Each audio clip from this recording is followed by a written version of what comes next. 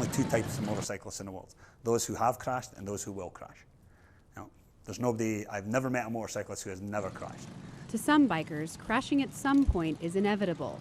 But even with all the risk factors, police say that many motorcyclists are making it worse by not accessorizing properly. People buy what they feel is protective clothing, but in actuality, the person is in a crash and they're sliding on the ground. That material actually heats up, and it heats up to a point where it actually melts and becomes part of their skin. The most important accessory for a biker is a good helmet.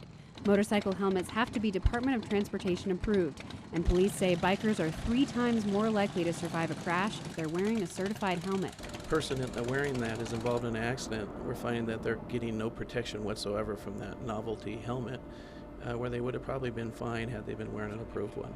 Still, some motorcyclists say they don't like wearing the DOT-approved helmets because they're heavy and uncomfortable. They're so big on your head that as you're riding, you get a lot of wind pressure, so it just kind of fatigues your neck. Your head's constantly moving around. Aside from leathers and helmets, there's a new product in the American market that is using technology to keep bikers safer in crashes. They're called air vests, and they work a lot like airbags on a car. As you can see, it takes less than a quarter of a second for the air vest to deploy.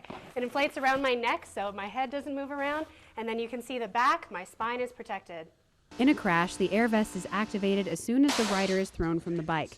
A CO2 cartridge inflates the vest. That way, if a biker is thrown onto the road, the airbags will cushion the impact. Spinal injuries, neck cord injuries, that's what the vest really protects against, because it protects your whole core.